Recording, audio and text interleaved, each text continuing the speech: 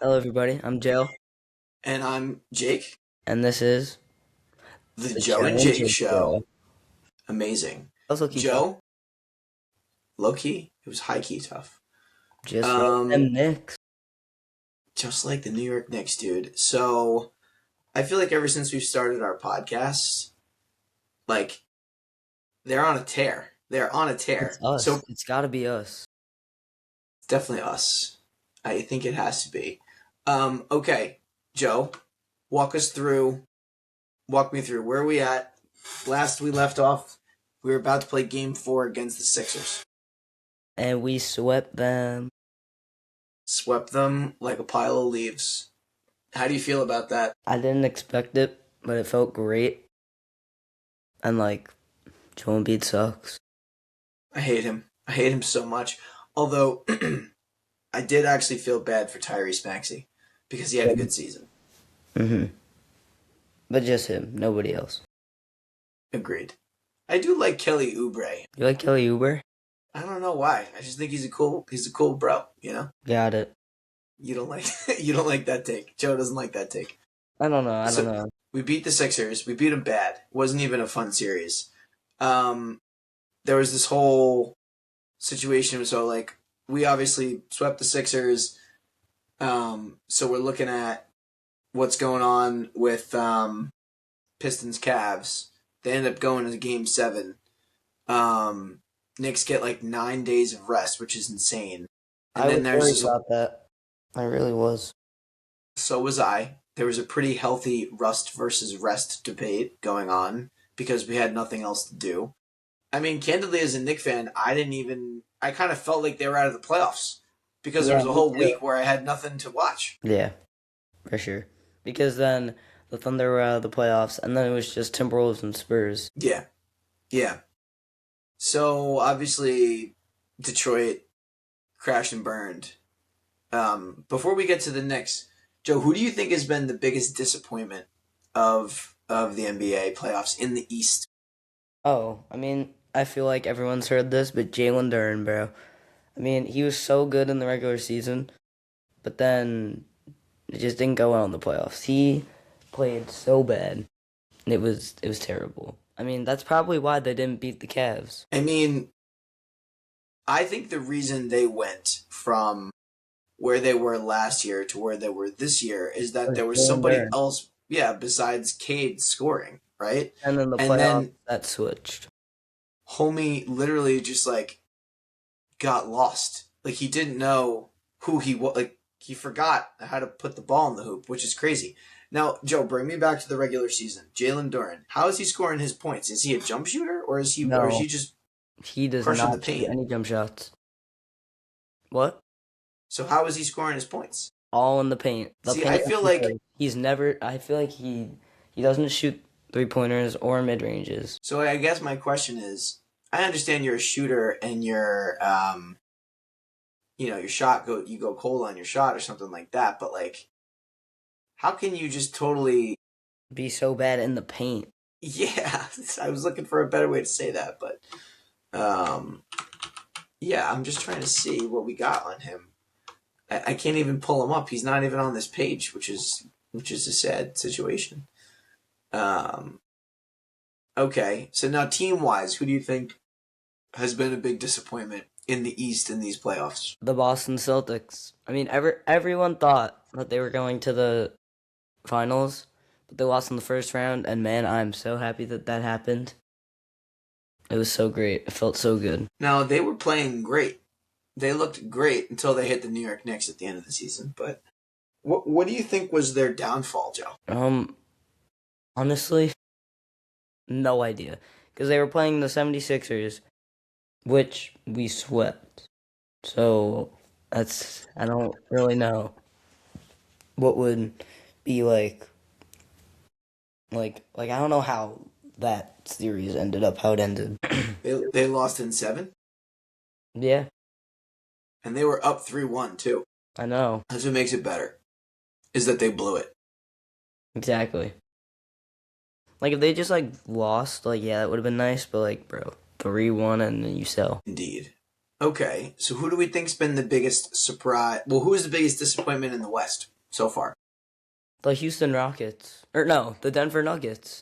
I was gonna say the Nuggets. I thought the Nuggets were a Again, pretty big everyone thought letdown. they were going to the finals. But like it's not everyone thinks, it's everyone wanted the Nuggets and Celtics in the finals. But like those are two teams that I don't feel like they were finals worthy this year at all. Yeah, I don't know. All those same people who were like, "Oh, Celtics, Nuggets." I'm seeing a lot of people express a lot of excitement about the Knicks all of a sudden, which is like great, but it also really pisses me off. Because now everyone finally realizes what amazing stuff we've done. Well, the Knicks have done. Let's. Well, you and I have been working hard too, and we'll get to that. We'll get to that. For So sure. For sure. Sixers swept them. Knicks have won 10 playoff games in a row That's crazy. with some like ridiculous net scoring margin. They're not just winning; they're like annihilating people, hmm and it's the type of What's our basketball. what's our like I don't know. Like what's our point differential?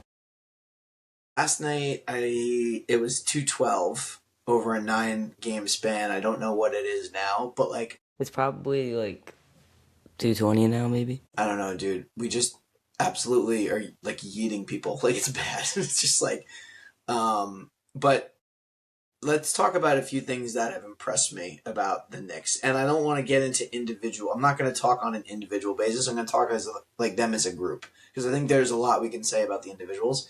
What has impressed me about this New York Knicks run is how they have found ways to win in multiple ways. It's not just the Jalen Brunson show. It's not just, pick and rolls. It's like the Brunson show. Then he sets a career high in assists. We got No, Mikal Bridges. We got Josh Hart. his Like, career high points in playoffs. it's just, I think the coaching staff is adjusting in real time. And it's like a really scary thing if you're one of their opponents because you're like, what do I literally. And they're playing great defense because they're rested and because we're playing the bench. So these guys are going into the most important time of the season, like with what looks like full tanks of gas, and they're literally playing like so loose. Like I had this like last night we were sitting on the couch, we are watching game 3 of the Eastern Conference Finals. And I literally was like, damn, these guys just look like they're playing for the first time without expectations. Like it's like they're playing with house money. Like, yes, we all expect them to go to the finals. We want them to go to the finals. But for the first time, I think all of us, like, I'm not watching these games with anxiety anymore. Because, like, even if they lose game 4, they're playing great. So it's just like, whatever. You know what I mean? But when they play shitty and they don't play hard, like, that's what annoys me. You know what I mean? And I just feel like they're playing well. They're playing hard. It feels odd to say this, but like, yeah, if we don't end up getting the W in game 4, I don't think I'm gonna be pissed. Um, Well, it depends on how it goes for me because I really want to go to the finals. And like, oh, so do I, to be clear. no, I know. And like, it's just funny because like I don't say anything. Like everyone that knows I'm a Knicks fan, they always like tell me about stuff or like ask me what I think. I'm like, guys, I'm not making no comments until we get it to the finals. And when we get to the finals, I'll talk everything. You're gonna unleash. hmm Yeah. You're gonna unleash. Because last year I made a mistake. When we made it to the Eastern Conference Finals, I was like, "Yep, we're at the finals," but didn't happen. So now I'm You just know, Joe, I extra think careful, even up 3-0. you actually deserve credit for that. Because you're right. Last year we beat the Celtics, and you were like, we're in the finals. And I'm like, well, we have to beat the Pacers. You're like, well, we'll beat the Pacers. And I remember a lot of confidence coming out of you. So you, Joe Dalpiaz, have made a big adjustment to your game this year. And I could tell you're like bursting inside. Like you want to say stuff, but you're just like, nope, I'm not doing it. I gotta stay hungry. I gotta just look at the next game, Like you basically sound like you're Jalen Brunson. Exactly. Um, okay, so you gave me biggest disappointments, team and player in the East. You gave me biggest disappointment in the West, team wise. Who's the biggest disappointment player wise in the West? Player? Yeah. This one's like harder. I'm trying to think of like a good answer. I mean, like, I don't know. I feel like there's not like a specific player that just played terrible. Yeah, I don't know. I think it's just the Nuggets team, and then like the Rockets didn't play good either. So like you can say Sengun, but like Kevin Durant didn't even play. Like I guess when he realized that like the Rockets weren't going anywhere, I guess he just sat out. So I don't know like a specific player that I would say has been most disappointing in the West, but yeah, I mean honestly, actually nah, I don't want to say that. So I don't really know a specific player, but I got two teams that were very disappointing, The Rockets and the Nuggets. and the Nuggets. Okay. Well, maybe there hasn't been such a standout person. Yeah, I don't think so. Well, let's talk about the Knicks. Um, they think. I mean, what I'm watching is just like something candidly I don't think I've ever seen before, and I've seen the Knicks I've play never. really well. But when they were playing well in 93, 94, and in 99, they weren't playing like this. I know. This is a different type of Knicks basketball that I've seen. And like I've mostly seen the Knicks when they're good. Like I started watching in 2022 and like that was like our start of like, you know, good stuff of our playoff success. And now we're here. Now we are. So now, Joe, I was thinking this morning. It was a very rainy Memorial Day weekend this morning. It rained all day. It was very windy. You were tucked up nice and cozy in your bed, Mom and Emily, everybody. So I was downstairs drinking my coffee, and I was just like still basking in the glory of last night's game, which was never in question. Like I And don't I think start, anyone realizes how happy I am because I just don't say anything. yeah, I think that's true. Um, And like I just but don't like so jinx anything. Like so many people text me, talk to me about the Knicks, and I'm like, I just try and give like the most like calm answers ever. Yeah, so actually, let that be a public service announcement for all of our fans, all 49 of our subscribers. Don't be adding Joe. He's trying to keep himself cool. He's being cool as a cucumber, and you guys are you're making it overhyped. It's going to make it difficult for him. You know what I'm saying? So help our boy out. Wait until Monday night when the Knicks win, and then you can just like absolutely send all the messages If his they way. win, Dad, if they win. Sorry if they win. See, you too. I was just testing you. I'm just testing you to see if you bring in your A game. But Joe, can I hit you with a little bit of a little bit of an insight that I had this morning while I was drinking coffee alone on a rainy morning? So here we are, the New York Knicks. There, people expected them. They wanted them to be good, right? There was hopes, there was expectations, but there was a lot of doubt. Like we were never nobody was saying, "Oh, the Knicks could be a contender." Nobody really started saying that until like honestly, like even after we beat the Hawks, people were like, eh. So I started to have a moment where there's another New York sports team that I have loved since I was a kid that had a postseason run where there was like a lot of hope, but like we were kind of the underdogs.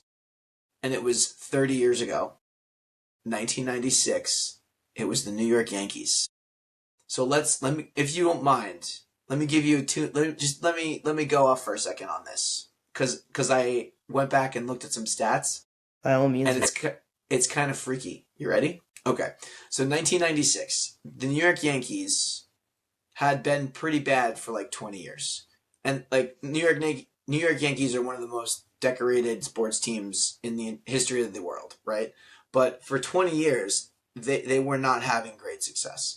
Don Mattingly shows up in the late 80s, early 90s. They're starting to become respectable. I'm starting to actually feel good about them as a kid, like rooting for the Yankees. 96, they end up starting the season. They end up hiring this guy named Joe Torre, who became one of the most legendary New York Yankees managers of all time. But when he was hired, um, there were a lot of people who doubted the hiring. A lot of people were like, "Really? That's the guy that we're gonna bring in? I thought we were supposed to turn this franchise around." Like, sounds like I Mike don't. Brown. Sounds a little bit like Mike Brown, you know. And so you're like, okay, whatever. And we had a bunch of young stars. Um, Jeter was a rookie. We had Bernie Williams, Andy Pettitte, Mariano Rivera, and we had this guy named John Wetland, who he was a closer. His job was to come in the ninth inning and throw the ball 100 miles an hour right down the middle of the plate. He had one pitch, heat. He threw heat. That was it. And he was like, if you can hit this, God bless you. And he would come in and he would just look so jacked up. Anyway, I'll try to find a picture of John Wetland. So anyway, they get to the playoffs. They end up going 92-70, which is a great record. Joe Torre was their manager, so they end up going against the Rangers in the division series, the ALDS. My dad and I went to this game, and we arrived a little late. Dad, you didn't really know where to park. If you're listening, I think we parked like somewhere on a street corner in the middle of the Bronx, and you were like, whatever, we're late. So we just like ran into the stadium. We got there as someone on the Yankees hit a home run to put us in the lead. And the Yankees hadn't been in the playoffs in like a long time.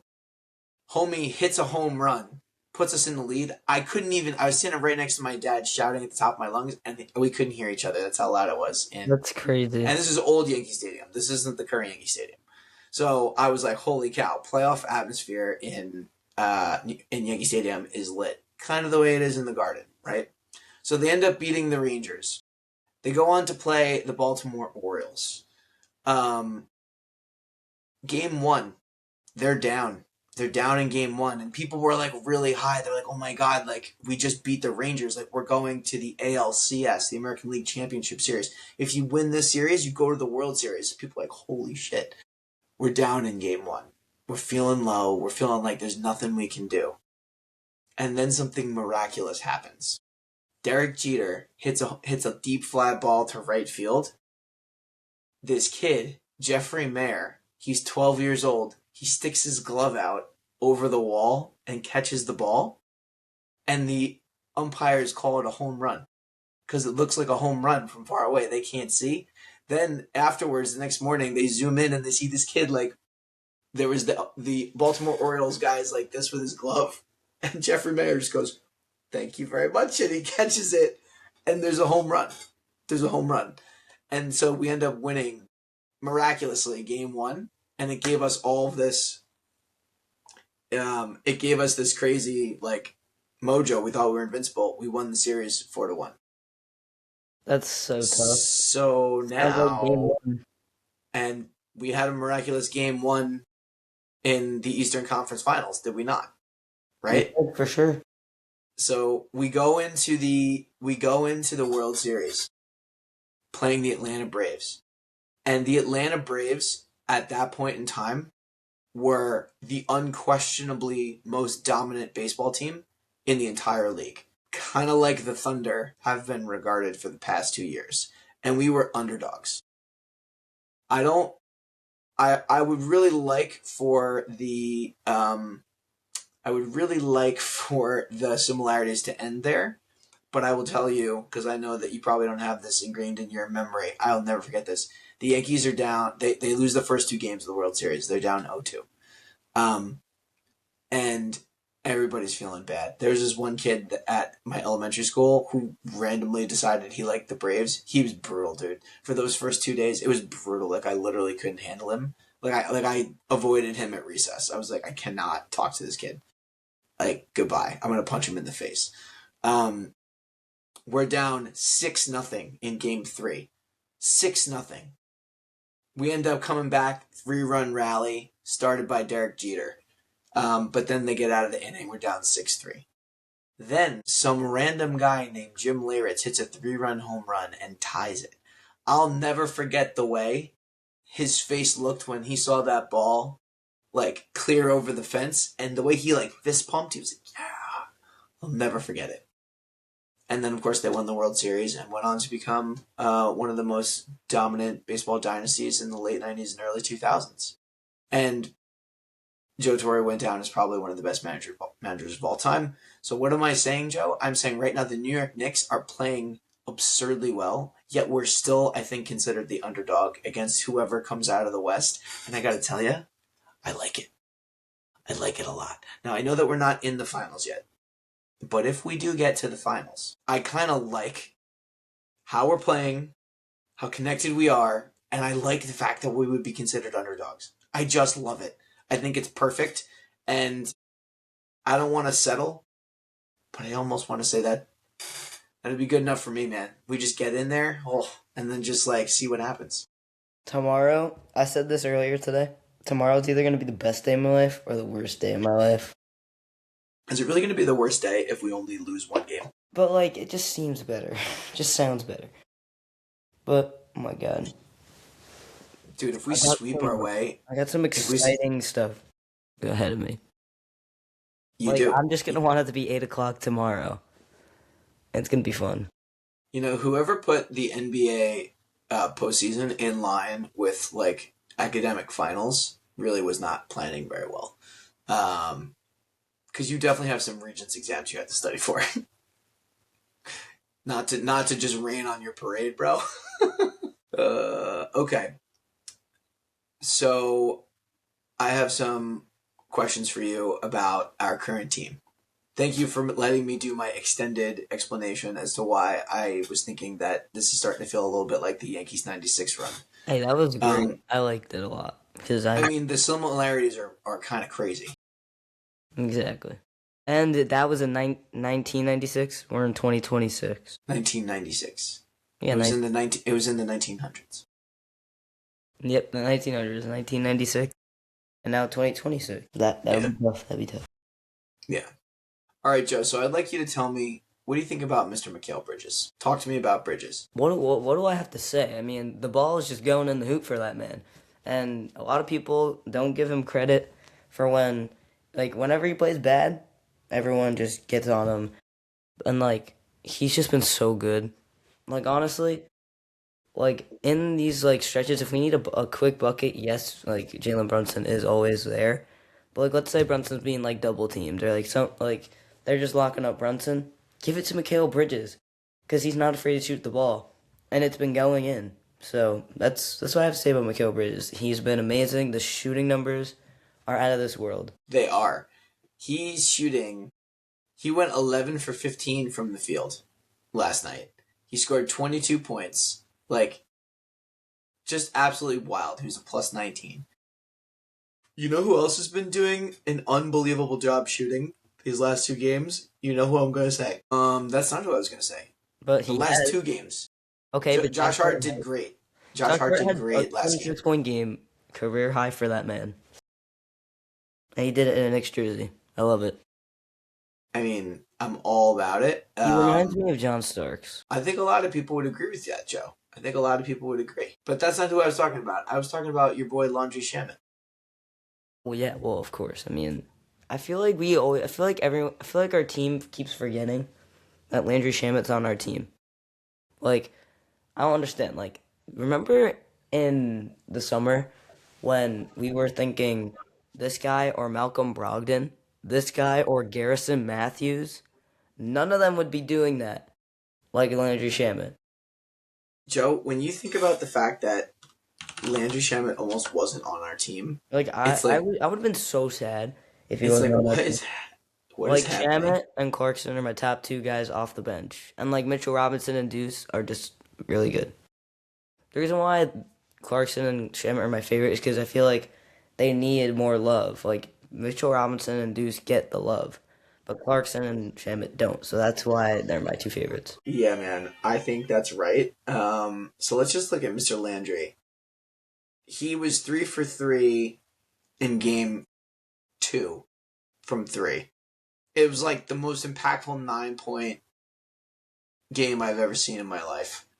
And he scored 9 points, but he scored like 9 important points, you know? And for game 1, he scored 9 points.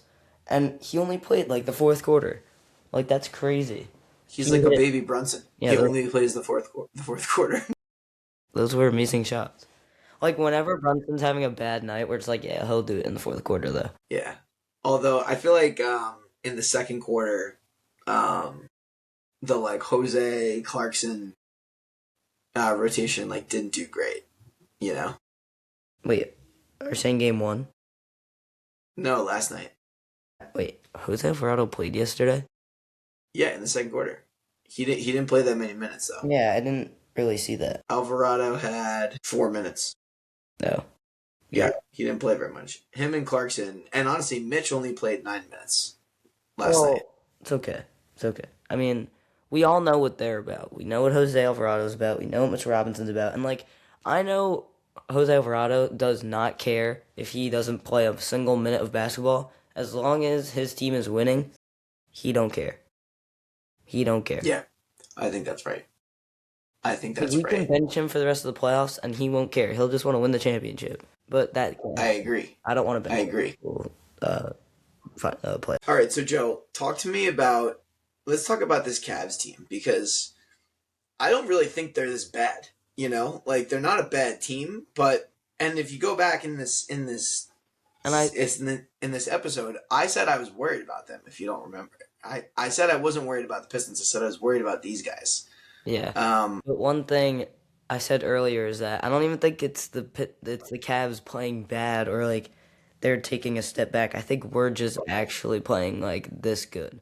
Like I don't think they're doing anything bad or worse. I think we're just absolutely cooking right now.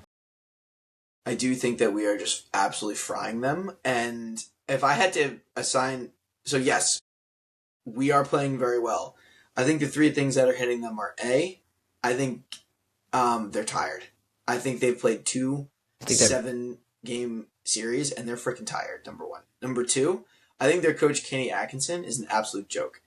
I think that he's making no adjustments. I don't understand any of the decisions he's making.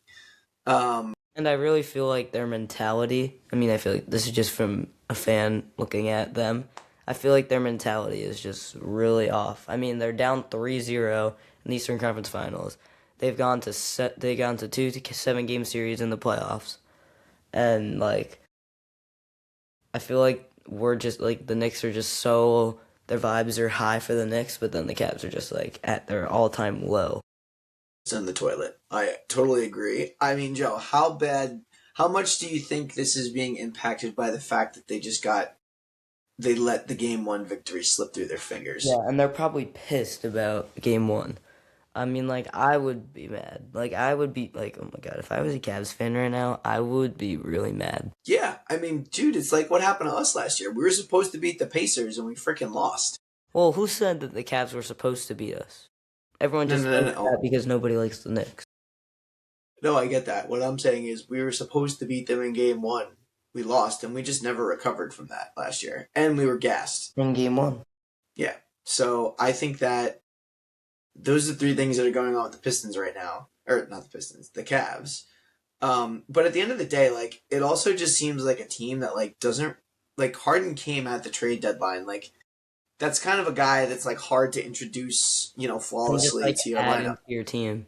Yeah, so it's like this is we had our slumps, we had our inconsistencies, but our guys are I think really getting it done now. And I look, Mike Brown looks like a goddamn genius. Like he just looks like a freaking genius, man. And And like this playoffs is showing that team chemistry is taking over basketball, not having like 3 stars on your team. It's all about team chemistry. Like these last 2 years, it's been good having all these guys together because I feel like we still wouldn't even be playing like this if like we wouldn't be playing like this if it was like other people. look, they do look really connected. There was one pass like Josh Hart threw like a bullet down the whole length of the court to Bridges, who laid it in. OG is like fast breaking, and he's like, zipping a pass in between two defenders. And like Um, they're just throwing it up at this point to Mitchell Robinson. yeah, and it's crazy. They've got more fast break point. I mean, basically, it's like they're crushing it from the field. They're crushing it from three. They got more points in the paint, and they're scoring in transition, and they're playing defense. It's like, oh my god, we have a full team with it. Like, having a deep team in the playoffs. It's just we knew that that was important. And no disrespect to Thibodeau, but like we're That would have seeing, never happened. yeah, Yeah, man, we're just seeing what the front office's vision was. They were like like, we're gonna have OG, we're gonna have all these guys, and listen, at this point, like with the way Mikal Bridges has played, he like didn't know how to play basketball for the entirety of the season. Like if you get a calendar of the season, you could put like sad faces in every calendar box leading up to Game 3 of the Hawks series. Like he was just, it's like he forgot that he was playing basketball. And then all of a sudden he woke the fuck up and he just, but we knew that he was a playoff riser just like last year. So like hats and off to you, Mikhail. and back to Thibodeau, like like in game 1, if Thibodeau was still our coach, he would have never put Landry Shamet in, or like he would never. He'd either have Jose Alvarado on the court or not have him on the court, or yeah. And then like in the regular season, like he would have just kept Clarkson in, or he just would have benched him like right away, and then would have just kept him out. So that's what I feel like, and I feel like he would keep. I feel like Mo Diawara would have no playing time whatsoever if um Thibodeau was still our coach. And then like when Hawk Porty comes in for foul trouble, like that would never happen. He would just switch him on and off. He would just choose to play with 4 players. Exactly. Do you remember that stretch of the season where Mo Diawara and Kevin McCullough Jr. were like cooking? Yeah, remember when they were just like amazing, like key Yeah. bench guys. That was in the cup run, basically, wasn't it? I feel like it was after. Maybe. I don't really remember. I miss those Um, guys. I miss those guys. so Joe, can we just spend a minute talking about Game 1 though? Because You got to you experience that. and I had the distinct pleasure of being in the Garden for that game, which And there we was a number of different possibilities that we wouldn't have made that game. Right? There was a strike yeah, on the trains. I was just about to say that. So I'm Joe so had a happy. tennis tournament. Joe had a tennis tournament that we weren't sure when it was going to wrap up, but it did wrap up in time. And I So was Joe, what? like, I was so glad that we were able to make it, cause like, man, that third quarter got me really sad. Like Yeah, Joe, I walk me through that game. Ready? So let's start. I always like to start my game memories, close my eyes, thinking about the escalator, and then you get off, and then you're walking into the Garden, right? So what are you thinking as we hang that right out of the Penn Station trains, and we're walking up to the main entrance, which I kind of like walking through that entrance. It's always nice when we have like yeah, the like the, the fancy boy tickets, but I like going through the regular spot. So walk me through what you were thinking as we were walking into the Garden. I was just nervous. I was nervous, really was. Honestly, so I have now, to say. do you think the vibe? Do you think that was a shared feeling amongst the I people we mean, were walking around? yeah, I literally heard you say like, "Where's all the energy? Like, what's going on?" Like, Yeah. and then Remember like what going happened to on the stairs? yeah, yeah, like the stairs. Yeah, Yeah, like some guy tried to start like a "Let's Go Knicks" chant, and like nobody really, nobody really joined in, and he was like, "Come on, people!" yeah, I felt bad. Me too. Me too. But that wasn't the vibe. That wasn't the vibe. We were all kind of like, we haven't played in 9 days. Like, is this gonna be okay? Um, but honestly, like our vibes were good. You and me, we rolled. Oh, and we remember we didn't have our A game. We were actually a little rusty going into the Garden. Like we thought it was like, oh, we're gonna go up these stairs. We know exactly where we're going, and then we were like, And then we walked around the whole section. oh, exactly. We're like, oh. Now, in our defense, those sections were confusing. Like it's one of those sections where it's like, oh, I didn't realize that like it automatically like restarts the numerical order. Yeah, But we did walk in the wrong direction, and at that time of the game, like 15 minutes to go before tip off, like it's just mobbed in there, especially in the 200 sections of the Garden. Like it's not one of these new arenas that's got like 150, 200 feet of space to walk. It's like maybe 40 feet. And like everybody's just trying to get where they're going, and there's like a guy ready to spill 2 beers on you or whatever. So, but Joe, you and I have a pretty good routine because what we did end up getting, that we found that little secret chicken and things. that was an amazing spot. Like I feel like that's our new spot. I agree. I think that's a great section. Now, for those of you who don't know, the Garden they call it the Garden Market. It's like the same little simple place that's got like water, sodas, a few beer options, popcorn, candy, pretzels, like no real food. Um, but they have those everywhere. Like you can't walk 10 feet and not find one. Then you're trying to find like the real food. It's like the pizza or like the sandwiches or this And place, chicken and Chicken and things. Things, which It's they amazing. also, Chicken and Things was stepping up its game this postseason with their fries. Oh my gosh, their fries, they turned them into curly fries, or no. Was it curly Waffle. fries or waffle fries? It was waffle fries that had the curly fry seasoning. It was so good. It was like, oh, Now I dang. want MSG chicken and things with the Joe curly wants the MSG waffle. Chicken and Things. So we went to our seats. We walked in. We got there before the game started. Um, but we got to walk through that. One of the benefits of walking the wrong way is that we got to walk through that cool, vibey part of the garden. That's where, yeah, and that's where we found the chicken and things. I know, but we didn't know that Chicken and Things was there. It was just like a happy accident. So So, now that's yeah. like our spot because it looks good in there, and there's a chicken and things. And there's a bathroom right there. And there's a Yeah, stairwell exit. there's everything Um, right there. It's so section 202 is where it's at. yeah. All right, so Joe, we go into the game. Talk me through the actual game itself and your feelings as it progressed. I mean, for like the first like 2 minutes, we looked really good. Looked really good. I mean, the jump shots weren't really there. I mean, listen, we haven't been on NBA floor in like a long time, or like for like 9 days. So like our jump shots are looking a little off, but we are cooking defensively, and we can still hit layups for 9 days. But yeah, but then the Cavs were red hot because they've been on the NBA court for I think they only had like 1 day of rest, but like it was probably a day where they switched from Detroit to New York.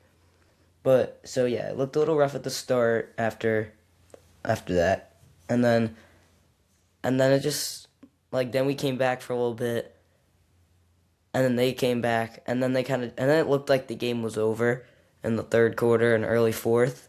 But then, man, didn't we literally just turned it on in the end?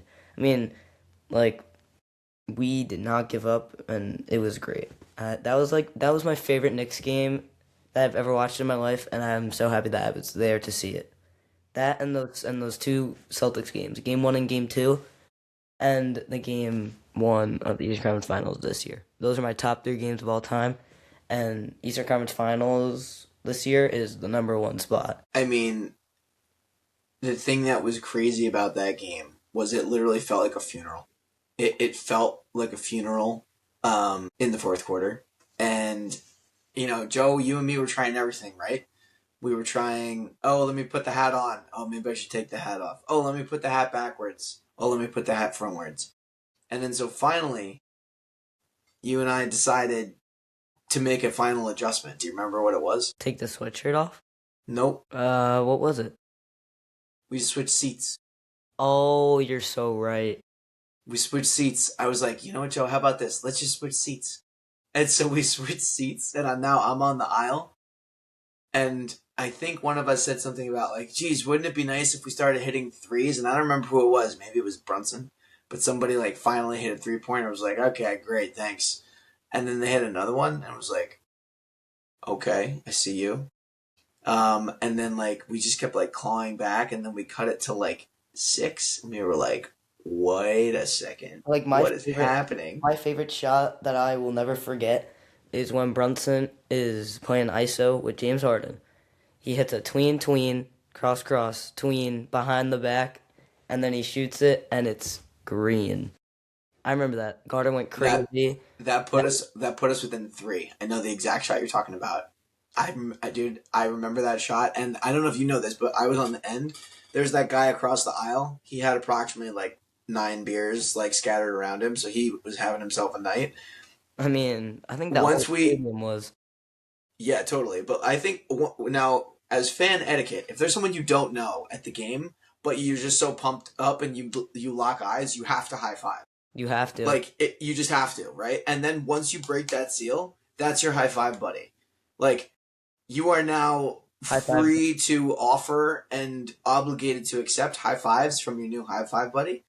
This guy was my high five buddy, but let me tell you what, every time he went in for like the big dab, dude, it was getting progressively stronger, right? You were watching this, right? I know you were having your own little moments, like screaming at the top of your lungs. I will have a core memory of you like this, Joey. Like, you were just like yelling, I was yelling, and when Shamit hit that shot to tie the game, Like the shot where it went boop, boop, boop, boop, boop, boop. Like when Kawhi. Shamit hit that shot, dude, this guy came over. I thought he was gonna take my arm off, like with his high fives. It's crazy. Um, Shout out to that guy. Shout out to that guy. And let me just say, like, as soon as we tied the game and we went to overtime, I was like, we're winning this game. Like, there was not a doubt in my mind. Even when Harden hit that jumper to go up, I was like, it's no problem. Brunson's just going to go down, float it off the glass like he always does. Like, in normal moments, I would have been so hyped and so freaked out, but not that game. That game, I was like, we're coming back. We're winning this game. It's going to happen. But Yeah, it my was crazy. whole like the thing that we didn't really pick up on is how close that last shot was that Sam Merrill did because we didn't get a good angle of that. Yeah, we didn't get a good angle of that shot, and we didn't realize how close that was. Me We and did Dad, not. like, we were not scared at all. We just thought he missed really bad. I was like, that's not going. As soon as he's open, I was like, shoot it. I don't care. It's not going in. Yeah, and then it almost went in. So I heard someone, I forget who it was, because when we have these games, I have to watch every video. Like I can't fall asleep. Like I have to watch every single highlight video. Somebody made the comment that Mike Breen almost said bang because he thought the ball was in. But yeah, Like like someone was saying, "Oh, Mike Breen pre-banged." he almost did it, and I was like, "Oh my god, I wish I had heard that." I'm But so maybe I would have had a happy hard time. that Mike Breen is commentating these games. He's my favorite commentator, like by far. He is awesome. He is an awesome commentator, He's and I amazing. know he's a New York guy, but Whenever I, I ju- hear I his just voice, I just get happy. he just calls a good game. He calls a good game. Calls a good game. All right, Joe. So what do we think the New York Knicks need to do for this game tomorrow night? They need to play how they've been playing. Like that's literally it. All whatever they've been doing, keep doing that, please. Because I'm trying to move along and talk and tell everybody what's up. So Joey can't hold it in for another game. We got to get the sweep. I gotta get this out. Um, But like, if we lose tomorrow, we're back at the Garden. We're back at yes, the and Garden. so then you could close it out on your home turf, which would be awesome. Part of the reason that I always put in for the early tickets is because I never want to be rooting for them to They never want to do like what? let's say we had tickets to the Wednesday game 5. I would never want those tickets. If I had the choice, I'd always want to get a ticket within the first 4 games so that I'm always like not at an elimination game, not at a game that won't be played, possibly. So anyway, well, this is great stuff, my man. I'm with you. I think they need to just pretend like they have to play like the most desperate group of humans in the world And because yeah, one video that I saw of Kat getting interviewed, he's like the interview is asking all the questions, being like, "Oh yeah, how are you gonna keep this up?" Kat goes, "We just gotta stay locked in and we gotta act like it's 0-0 every time we step on the floor." And I'm like, I like that. That's tough. So I think what Kat said, they gotta act like it's 0-0 and come in hot so that they can go to the NBA Finals. And like OG and Shamit are like the only two with a championship, I think. who have won championships. I think. Or I don't, Where did oh, wait, Shamit wait, win a wait. I don't think championship? no Shamit. No Sham. OG's the only one that won a championship, but Shamit Like and as a Bridges. starter. But Shamit and Bridges were at the finals. Like they played in the finals. They didn't win though. They played in the finals. Sorry. Okay. Let's see. Let's see what the stats say. I know OG for sure. He was a starter, right? I don't know. That team was stacked. I mean, it was Kyle Lowry, Fred VanVleet, Kawhi, Pascal Siakam, Serge Ibaka. I bet you I'm forgetting people. So this says that Brunson was on the. Did the Mavericks win in 2024? Yeah, but no, they lost. Jeremy Lin was on the Raptors, but I don't know. Yeah, I don't know. I feel like I'm forgetting people. Oh, Danny Green. But Brunson played in the finals. No, and he left he left the Magic. See, this is why you can't rely on you can't rely. Yeah, they said Cat made it to the finals. I was like, yeah, that's wrong. But hey, hopefully all these guys make it to the finals. Hopefully they do. All right, my guy. What do you say we call it a wrap? All right, We gotta stay locked in. we got to stay locked in. All right, well, everyone, thank you very much for watching the Joe and Jake show. I'm Jake. I'm Joe. We'll see you next time. We'll see ya. Let's go Knicks. Let's go Knicks.